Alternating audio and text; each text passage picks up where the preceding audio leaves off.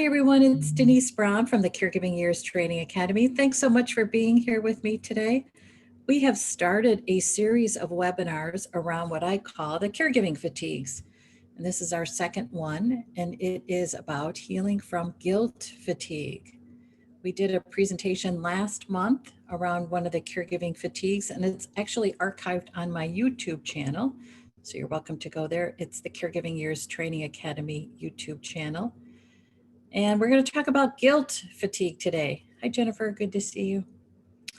So when I started thinking about compassion fatigue several years ago, and it actually was a result of a conversation with one of the participants in my certified caregiving consultant training. She was talking about her mom and how she just doesn't think her mom can cope any longer. And I started thinking about it and I thought, well, I don't think it's that her mom can't cope.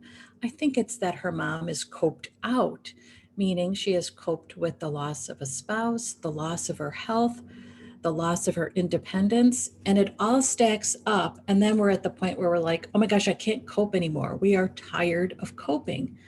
And that led me to think about, if we look at compassion fatigue as an umbrella term, we can get specific as to what we are tired of.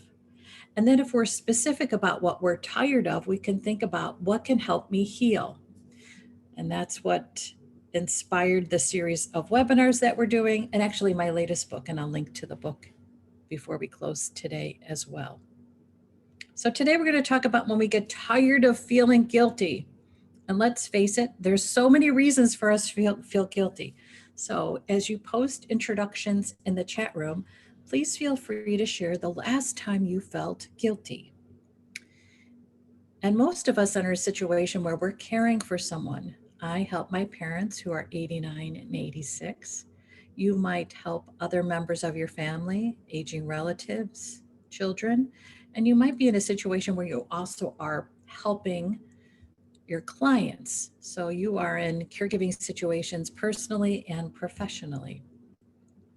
So the last time I felt guilty was on Monday. Monday was Memorial Day. I had organized a break for myself. I asked my brother to have lunch with my parents so that I knew that they were enjoying the day and occupied so I could have a break myself. And honest to goodness, throughout the day, I felt so guilty. I have no idea why, but I just got so caught up in, I wonder if I should be there. I wonder if I should have done more to help them on Memorial Day. Oh my gosh, it just kind of ruined my day. And I will say that sometimes I feel guilty, more guilty, if I am just overall tired. And I was tired on Monday, and that showed up in, oh my gosh, I should. So let's talk about what guilt fatigue looks like, and then how do we heal from it? And if you'd like, feel free to post questions or comments in the chat room as we go through today's presentation. And as we go through today's presentation, I'm also going to ask you to do some exercises. So if you'd like, grab paper and pen. If you prefer, you can just type in the chat room. You can do both, or you can just receive my instructions and then decide later what you want to do with them. Okay. So there's so much to feel guilty about. The reality is there's only 24 hours in the day, and hopefully we are sleeping for 8 of them. However, between work, family responsibilities, our own self-care, it can feel like we need more than 24 hours, but there's a limit. And so this idea that we feel like we must be enough for everyone leaves us feeling like we're not enough for ourselves, can move us into a place of feeling guilty. I think during a caregiving experience, a personal caregiving experience, one of the questions that we really struggle with is, am I doing enough? And on Monday, that was my question about my parents. I had set up a nice day for them, but it didn't seem like it was enough. Like my presence would make it even better. I mean, so goofy. But anyway, that's what we struggle with. That's what we go down the guilt trip around. So I'm curious, what does guilt feel like to you? How do you know you are feeling guilty? So for me, guilt feels oppressive, and it feels like it steals the moment. When I am feeling guilty, I am in another moment, not the present moment. So my guilt around not being with my parents on Memorial Day, for instance, completely took me out of what I was trying to create for myself was relaxation and put me in a moment of judging myself. So in essence, what I did was I took the relaxation away and replaced it with a judgment. And that's what guilt feels like to me. So I think the word guilt is just perfect because it's a judgment against ourselves. We decide, oh my gosh, I should be doing different and I should be helping more, whatever it is. So the guilt really feels like a judgment, and it's a self-imposed judgment. So for instance, when I spoke to my mom at the end of the day on Monday, there was no guilt from her, and my mom is great at guilt trips. She really can put me on a guilt trip, but there was no guilt trip for Monday. It was only my self-imposed guilt trip. So for me, I feel like guilt is a judgment. So when I am in a place of judgment, I am feeling guilty. And I think the word shouldn't is what puts us into that place of judgment. I shouldn't be relaxing. I shouldn't be doing this for myself. I shouldn't be taking a break. Shouldn't. We decide we shouldn't, and then we feel guilty because we've placed ourselves in a position of judging ourselves. It also could be should, right? So I think of this idea of I should be doing more, I should be available more, I should know more, I should solve this, I should prevent this. Oh my gosh, the prevention part is big too. So shouldn't, I think, starts us, and then we can also get caught up in the shoulds. And I wonder if there's something that you say to yourself on a regular basis that now you realize is the guilt talking. So I'm curious, when do you say shouldn't and when do you say should? And if you'd like to, feel free to share in the chat room.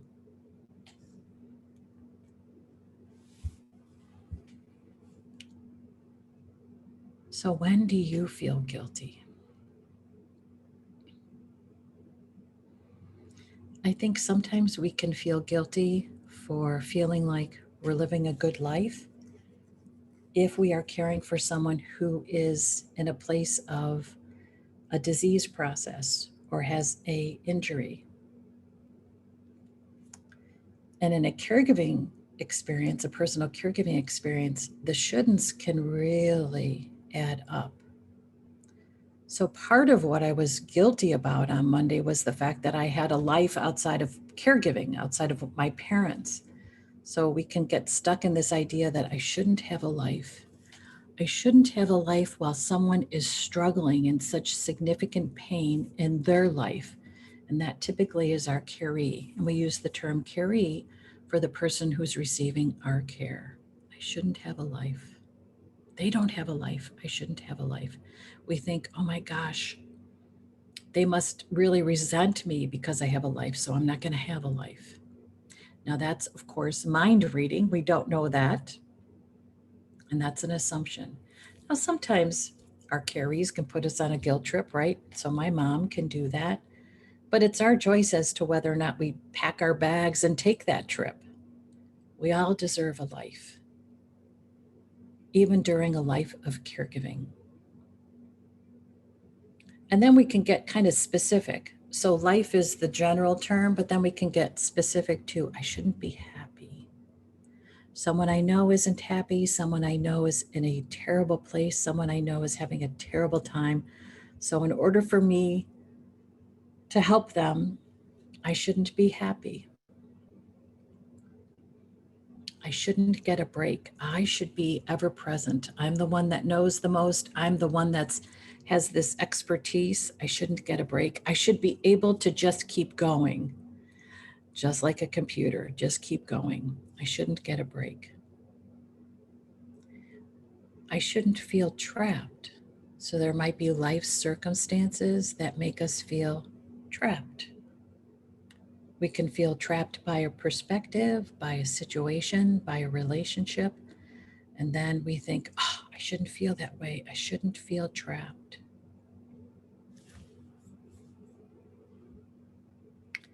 And then I shouldn't feel impatient. I should have the patience of a saint. And that might be a message you hear from others. Oh my gosh, you have so much patience. You have the patience of a saint. And internally you might think, but I'm not. Internally, I am screaming. I feel so impatient. We have this expectation that we must be perfect. When the reality is we are human, so it's impossible to be perfect because we weren't made to be perfect. During a caregiving experience where it feels like pain and suffering is ever present, we can wish for the end to that pain and suffering. And then we think, that is terrible. I am doing that. I am wishing death on someone. I shouldn't wish for that.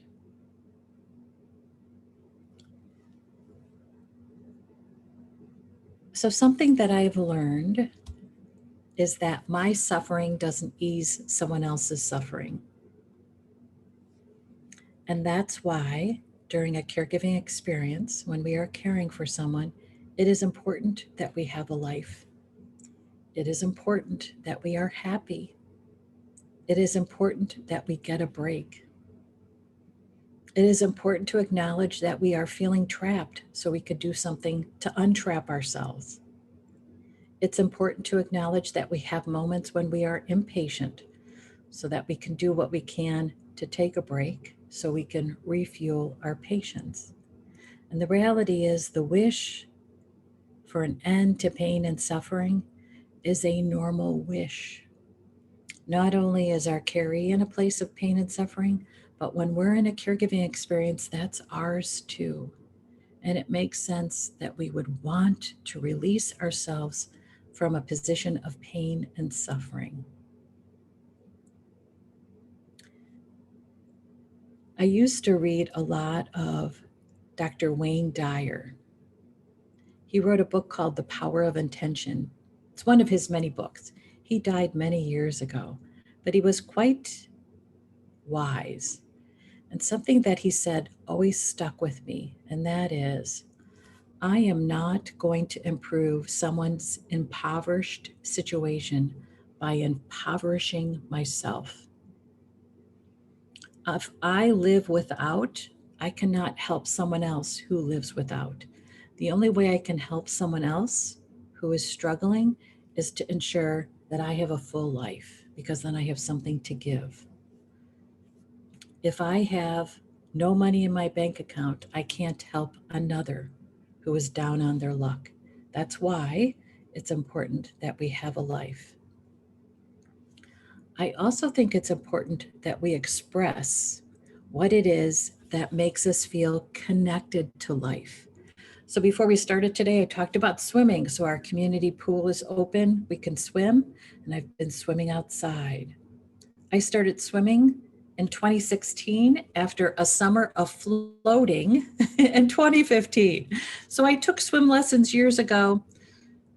2015, I got into the pool just out of happenstance. And it just turned out that being outside in the water and floating was this amazing break during a time when my parents were both critically ill. So I was spending the day working. I was at the hospital. I was providing care because they were both sick at the same time. And this ability to connect to the youthful energy at my community pool really brought me back to life every day. And then to float in the water and to look up at the sky and notice the clouds provided such comfort to me. So once I figured out that the pool brought me back to life, I talked about how much I loved going to the pool. And I talked about it with my parents. And then my parents would say, make sure you get to the pool today. Did you get to the pool yesterday? They loved supporting me in something that I loved. Something that we can do is tell people in our life what we value about our life, and then how that turns into a priority in our life. So I value energy and nature. That becomes a priority to go to the pool. And when people understand my values and my priorities, they can support that. And then they feel good about the fact that I have a happy life, happy moments in my life. Could you imagine if I had withheld those happy moments because I judged those happy moments? Wow, that's really a hard way to live. We have to embrace the happy in our life because there's pain and suffering. And that's why we grab hold to those happy moments when we can create them and when they are given to us.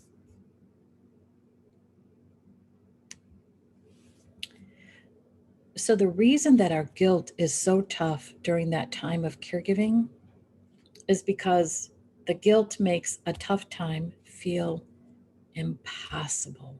And again, it's this idea that I'm going to withhold from myself because I feel like that's going to help another.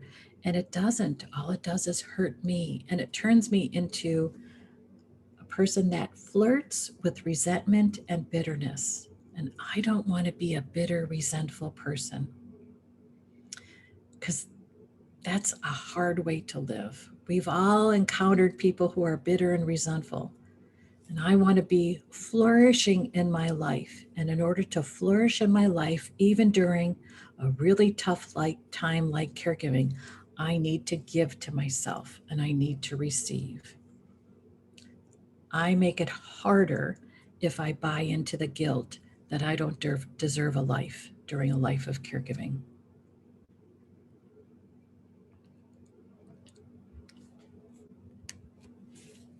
Okay, so here are some exercises we're going to go through. And we're going to turn our idea of shouldn't into an idea of what's possible. So again, I think the guilt makes our situation feel impossible. So we're going to look at what's possible. And as we go through these exercises, you are welcome to jot down ideas. You are also welcome to share in the chat room. So let's think about what's possible.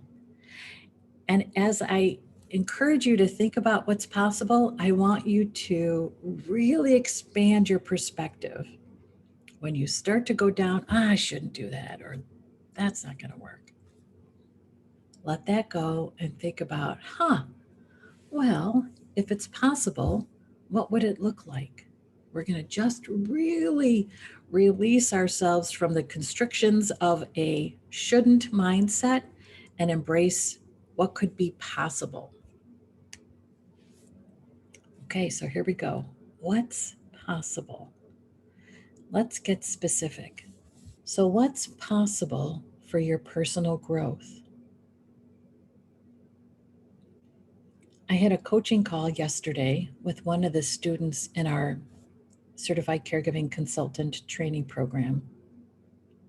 And she talked about how she had wanted to do something for a long time that really spoke to her as making an impact in the world because of her caregiving experience. Her husband died after a short battle with cancer. It was so hard for her, as you can imagine. And she wanted to be there to support others. And you know what got in the way? Her shouldn'ts. In essence, her fears around putting herself out there. So she was stunting her personal growth. Let's think about a fear and then how you can just walk with it. I think fear is a part of our day, especially if we are challenging ourselves and if we're thinking about how can I grow from where I was as a person yesterday to who I want to be next week. So we have to let go of this idea of shouldn't and get comfortable walking with fear because it is scary. We're putting ourselves in a place of vulnerability. What's possible for you when you think about how you want to expand your life personally? What's possible? So here's your fill in the blank statement. So what can you do to fuel your personal growth? It could be you could walk every day. You could take an online class. You could think about adding an exercise into your routine that you thought, oh gosh, I'm either too old or too heavy to do this, because those are the thoughts I often think about. So for me, swimming in 2015 seemed like I would never be able to do it. Again, I had taken swim lessons. I knew how to swim, but when I was floating, I thought this is enough. And then 2016, our community pool opened and I saw the lappers, the people who could swim laps. And I thought, I want to do that. So I started really small in terms of what my goals were. So I would swim a lap, take a break, swim a lap, take a break. And I think the first time I tried to swim laps, I might have swam 10, but it probably took me 20 minutes. And then I kept going at it. I kept going at it, and now I can swim laps. So what's your challenge to yourself to fuel your personal growth? I will tell you that it's not just about swimming laps, it's about seeing yourself in a different way, having a different name for who you describe yourself: a swimmer, an author, a podcaster, a blogger. It's giving yourself a new name, thinking that, oh my gosh, I never thought I'd be that, but I can. So, what is it for you? What's your commitment on a regular basis to fueling your personal growth?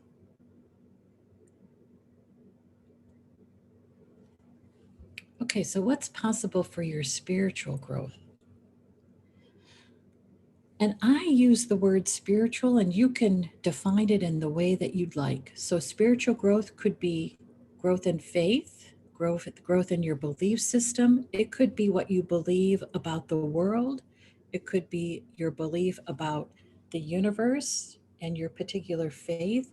It could be what you believe about yourself and who you are in the world.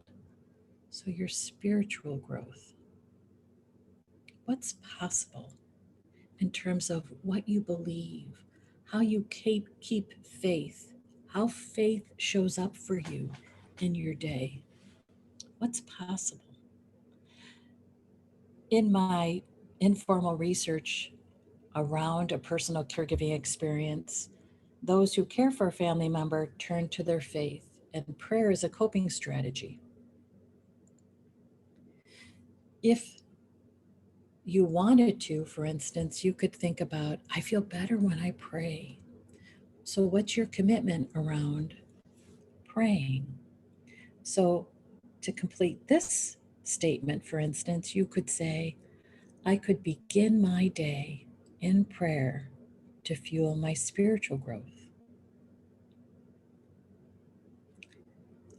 Spiritual growth can come from being in nature. Nature is very healing.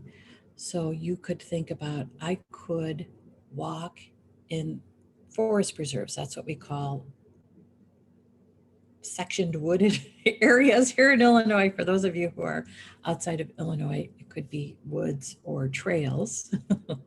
We call them forest preserves. So you could say, I can walk in the forest preserves on Saturday morning to fuel my spiritual growth. If you feel like there is some opportunity for writing, maybe you could say, I can write a prayer every day to fuel my spiritual growth.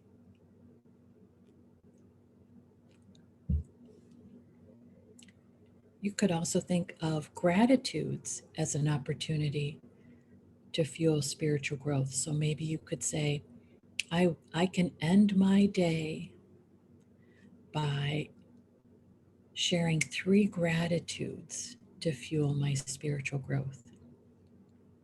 So again, it's about, what do you believe? What's your faith? And then how do you want to expand that? And I think gratitudes can help us look at the world in a more gracious and graceful way, and that can fuel your spiritual growth. Okay, so feel free to complete that statement. And again, if you've got things that you're thinking about that you'd love to share in the chat room, please feel free to do that.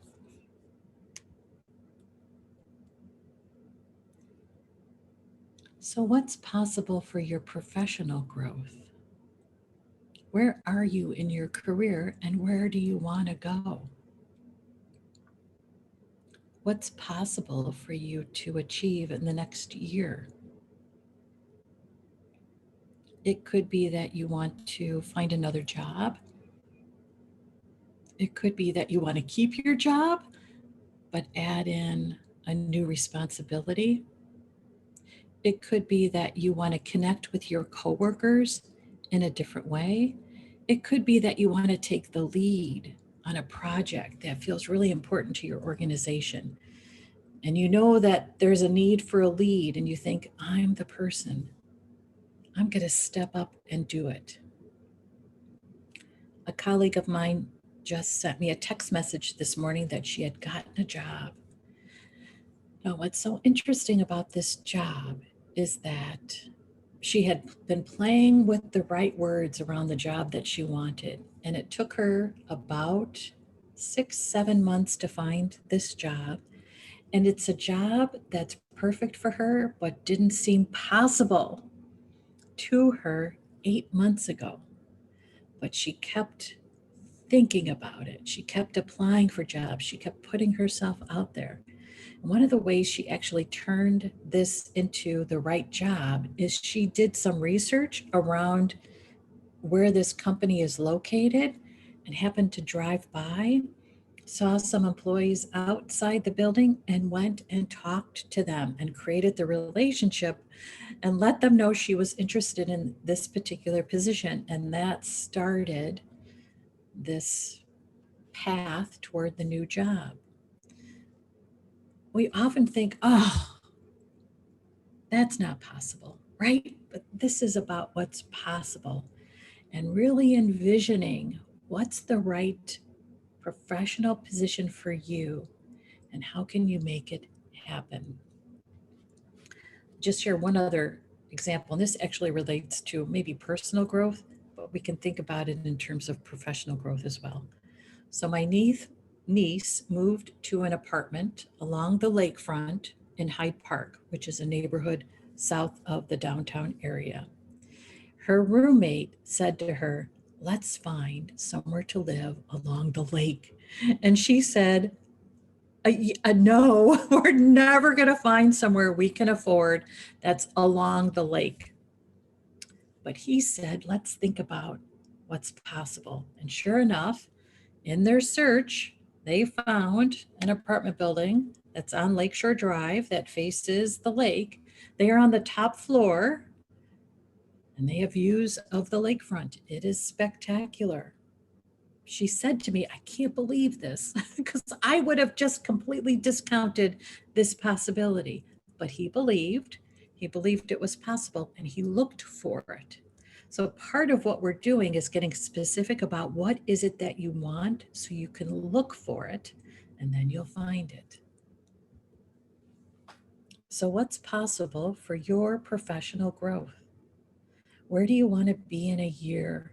What steps can you take each week to get there? What steps can you take every month to get there? Who do you know that's already there, who you can connect with, who can help you get there too?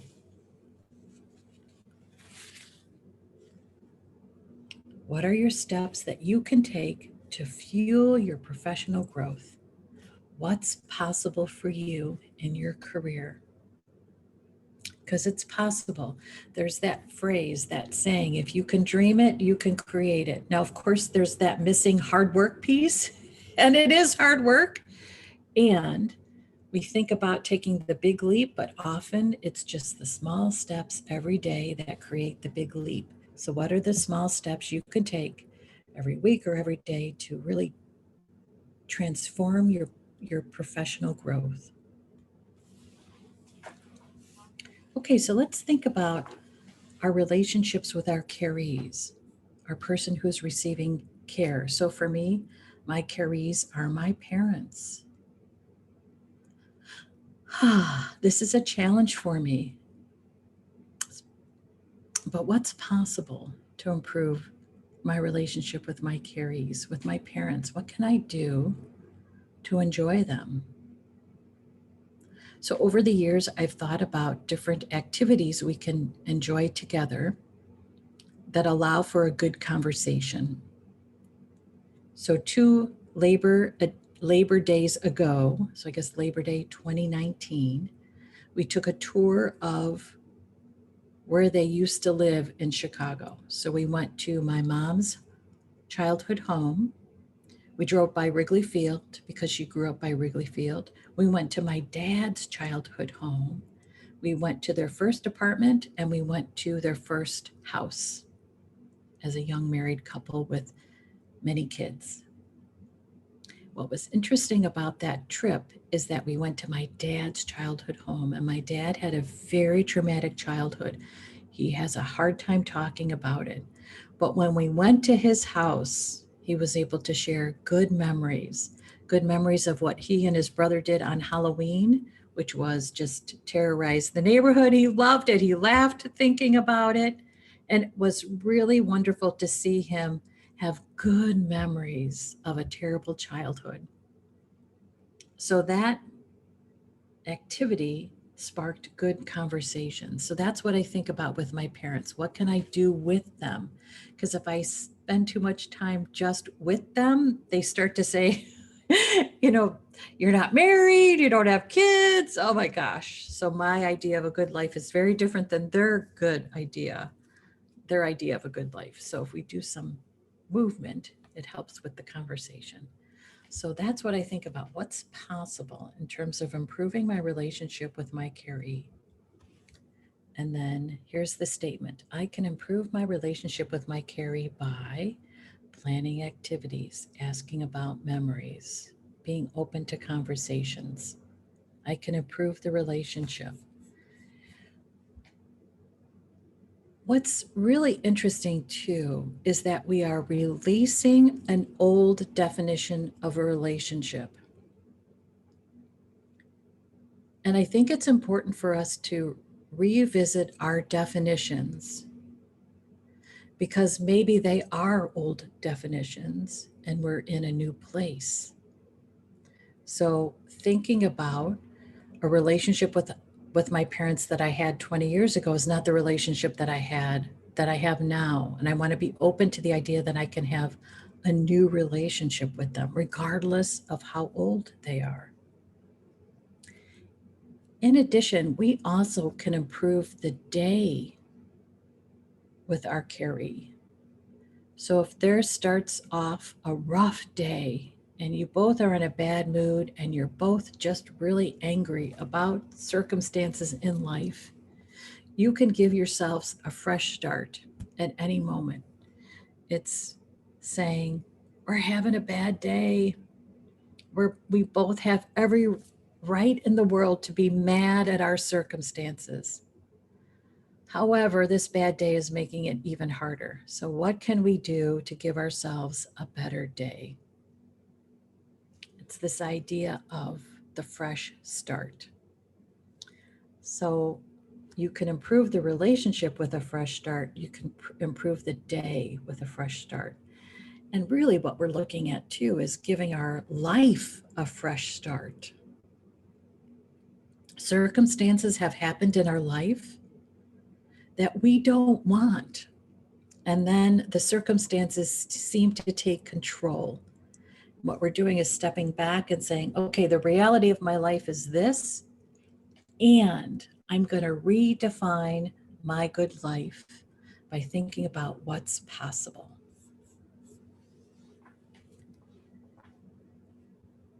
Just to go back to the professional growth for just a minute, oftentimes people will say to me, I can't because I'm caring for my mom right now. I shouldn't because I'm in a caregiving experience right now. And that was really important to me to avoid saying that. So I have done things while caring for my parents that honestly, when I look back, I think, oh my gosh, why? However, I never wanted caregiving to be my excuse for not taking the next step. So in 2016, for instance, I started hosting national caregiving conferences here in the Chicagoland area, and I did it for 4 years. And every year I would think, okay, What do I need to do to make sure that I can be at this conference and manage any kind of caregiving crisis that might come up? And it always worked out that I was able to be fully present at the conference, even if there was something happening with my parents. Part of it was I communicated clearly with my parents. This is important to me. I need to be there. And so they would be like, yeah, you got to be there. This is so great. You're doing this. I started my training program for former family caregivers to become life coaches for current family caregivers in the fall of 2015, which is when my parents were in terrible shapes, just terrible. And I got a phone call from someone who had been to my website at the time. I've sold that website since then. But she had been to the website and she looked at a concept that I developed that stages the caregiving experience, something I developed in 1997. And she said, I'd love to present this. I need you to teach me how to do it. The phone call came after I had been up all night with my dad. He was having a terrible time. My mom was still in the hospital. He was just a mess. And so he couldn't sleep and things were going on in the night. I was up with him. And at the time I was also working another part-time job to keep myself in business. And I got the call at my part-time job, which was as a nanny. The kids were off at school and I was on the couch, flat out, exhausted. And the phone rang and I thought, well, I've got to answer my phone. I've got to answer it. You never know. And so sure enough, that's the call. And she said, can you do this for me? And I said, yes. And so I turned it into this training program. And it just didn't seem like it was the right time. My parents were critically ill. I was doing so much for them, but I thought, this is when the call came. I don't want to say no to an opportunity. So thinking about what's possible. And I will tell you, interestingly enough, that my personal caregiving experience has made my work that much better because I do a lot of work, obviously, in the caregiving space. And the personal experience has helped me so much. And I wouldn't be where I was professionally if I didn't have this personal experience, and vice versa. So it helps me. It doesn't hold me back. Certainly it can make some things more challenging, but I don't want to be, 75 years old and think, wow, gosh, if only. Now, that does not say that I have not failed miserably, because I have had many failures, terrible failures. However, I have learned from them. So maybe when you think about what's possible for your professional growth, you think, okay, there's a risk I've been meaning to take, and I keep talking myself out of it because I'm afraid of failing. But I'm going to take the risk because it's an experiment, and I'm going to use what I learn to make my product, service, program better. I'm just going to try it. I'm going to put it out there in the world. The more you put things out in the world, the easier it is to put things out in the world, because you get used to walking with fear. It's harder the more you say no. The more you say yes, you just think, okay, if it screws up, I'm going to tell everybody I screwed up, and then ask for forgiveness and then keep going. Okay, so what's possible to improve your relationships? So you could think about the relationship you have with a spouse, adult children, siblings, friends, coworkers. Oh, yeah. What's possible? So again, it's this idea of challenging yourself around what are the old definitions around your relationships, and how do you think about a new definition for them? So you could think about what's possible. So I had many jobs to keep myself in business, and I had this one job where I let this coworker just really make me crazy. And when I look back, I think, what was the point of that? And honestly, the day I quit that job, 5 minutes later, I really had this perspective of, why did I let her get to me so much? It's this idea that the days are long, but the years are short. So what is it that you get caught up in your day that makes the day long in your relationships? But when you look back on the years, you think, that was wasted energy. So what's possible? what's possible with communication, what's possible with releasing, right? Just letting it go. Oh, who cares? What's possible in terms of setting boundaries, being clear about what you need and want? What's possible? So here's this statement: I can improve relationships by, what do you want to be in terms of different in your relationships? How do you want to communicate differently? How do you want to look at having fun in a different way? How do you want to express what's important to you, what you love and who you love? What's your commitment around improving your relationships? It could be that maybe you think about, I'm going to limit time on social media because that's going to make my relationships better. So I did that with an older sister who is not involved in helping our parents. She stepped away, she got mad at us, and she said, I'm not helping you anymore, which made things harder. And so I would still see her posts on social media. And then I muted them. And now I have a much better perspective on who she is because I'm not seeing what she's doing. So sometimes you can improve relationships by just not spending so much time on social media, interestingly enough. So, how can you improve your relationships? What's your goal for your relationships? And maybe you have a relationship that's missing in your life. How can you create it? If you are single and you think, I want to date, what does that look like? How can you do it? Who could help you? Who could support you? Maybe you think, oh my gosh, the grandkids are getting older. How can you improve the relationship by spending more time with them? And I also think this is about our relationship with ourselves. So if we're talking about releasing guilt, how do you get in that habit of paying attention when the guilty feelings come, when the guilty statements happen, and then what's your goal around moving through them?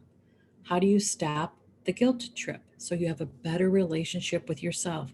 So I think about, oh my gosh, years ago, dating. Oh. But really, what was missing in my success in dating was love of myself. If I had a better relationship with myself, I would have had better experiences dating. I find that fascinating. I just had that realization years later. I just had that realization because, gosh, we take our relationship with ourself into every relationship. So what's my relationship with myself? How do I make sure that's in a healthy place? Because that's going to improve all my relationships. Again, we bring our relationship with ourselves into all our relationships. So if I'm someone who is riddled with self-doubt, I bring that self-doubt into my relationships. So I think about my mom. She really, I have always wondered how this happened, but she really does not feel loved. And she is someone who chases love. And in many ways, she will shame you into loving her. I've wondered how that happened, and I still haven't figured it out. But if she had a much more loving relationship with herself, she would have a much more loving relationship with other people in her life.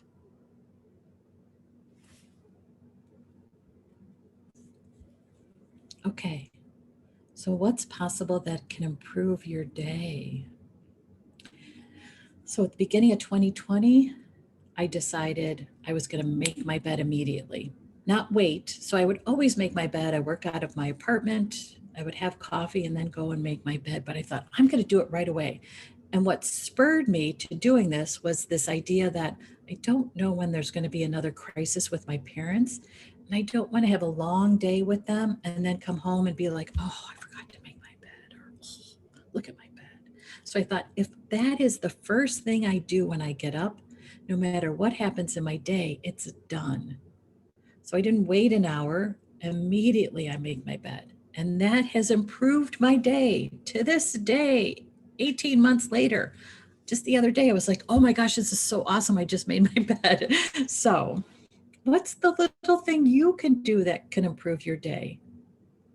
What is it that you need to feel better going into your day? What is it that you need to feel better about ending your day? So here's your statement. What can you do to improve your day? What can you change, tweak, add?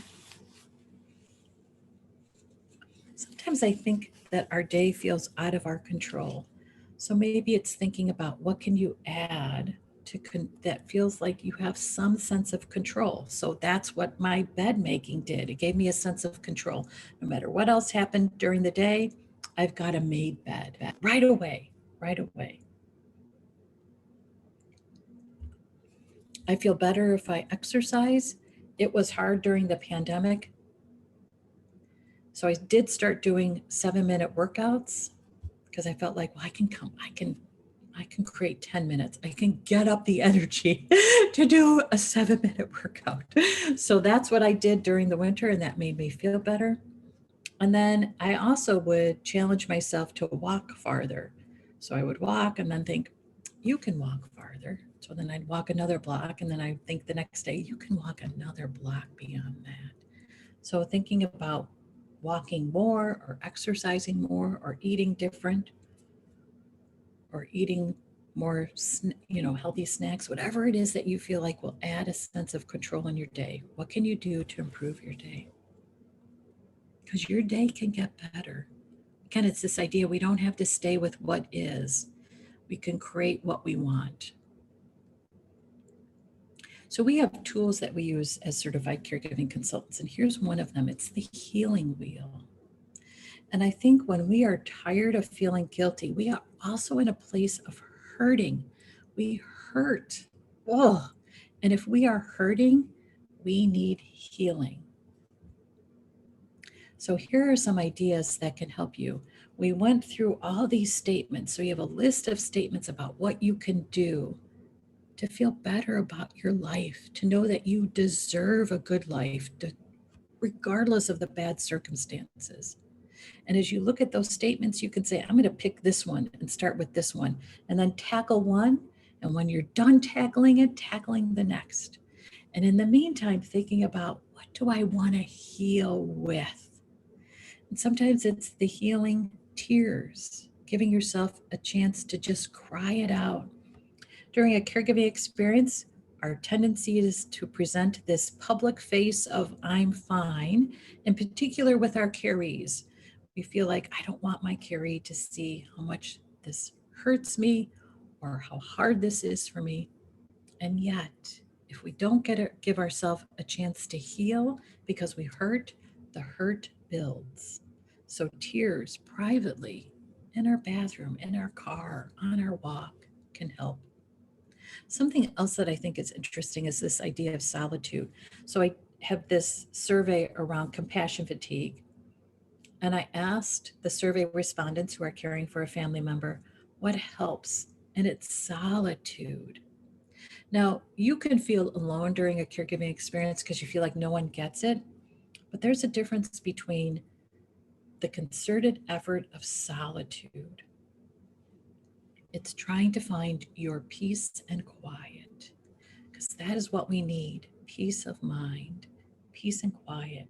And solitude is where you can connect to peace and quiet. So forgiveness, I think, is huge. We don't forgive ourselves enough. We know to do it, but it could be that we just don't give it the time it needs. So if you think about, for instance, how to improve your day, you could think about adding forgiveness as part of your day. How do you improve your relationships? You could add forgiveness as something that you commit to improve your relationships. And it could be forgiving yourself for something that happened in a relationship 20 years ago, or forgiving someone with whom you have a relationship about something that happened 20 years ago. Now we know that forgiveness is not necessarily around going back in relationship. It's just about forgiving so that you are released. Then I also think that rituals can be really helpful around our healing. A ritual around what you do when you hurt, where you go when you hurt, what you use when you hurt. And then, as I mentioned earlier, I really think that nature provides us with so many opportunities to connect to what we believe and to connect to how we heal. I watched a TED Talk with a journalist who did a lot of extensive research around depression and anxiety.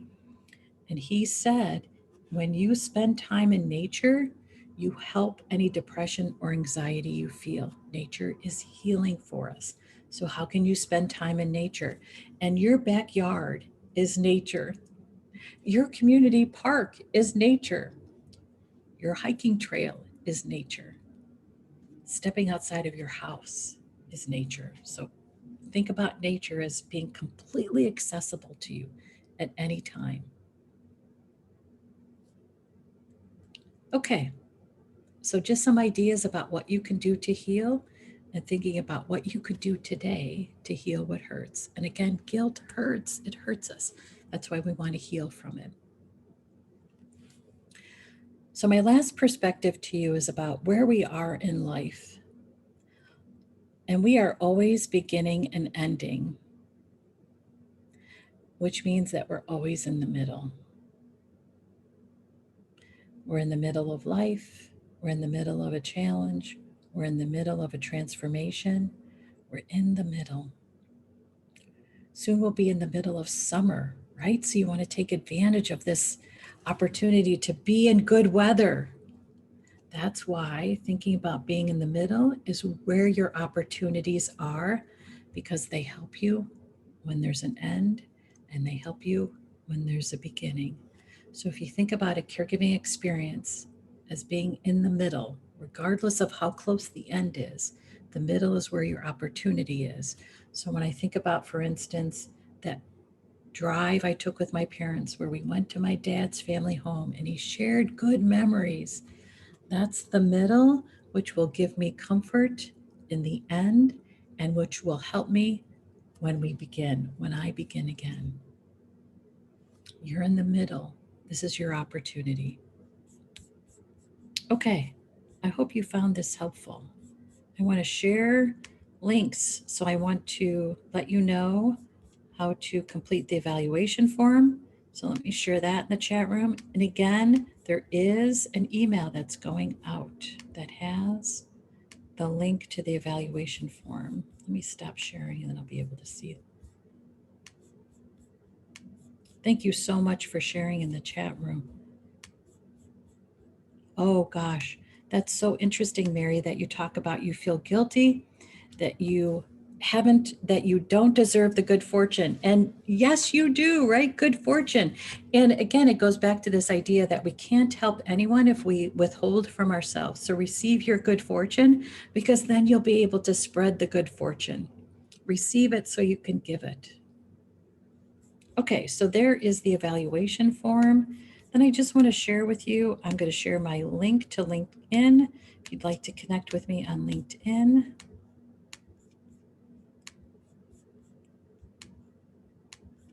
Okay, you know what?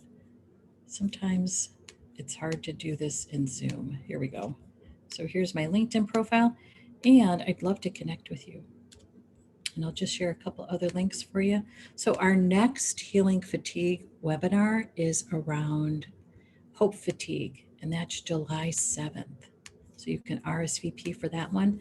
CEUs for that one do cost $15. It's free to register, but the CEUs are $15. And I also want to let you know that we do have another event coming up in August around beginning again. We are looking for presenters. So if you're interested, feel free to submit a proposal to present, and I'll share that in the chat room too. Okay, so thank you all so much, and thank you for sharing in the chat room too. Yeah, I love the idea of taking prayer breaks on special days, on stressful days, Ramona. That's a great idea.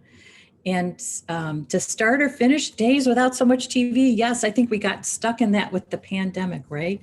And preparing good food for your good health. Yeah, I love that. So you guys are really sharing some great ideas. Taking a class to learn Spanish. I love that.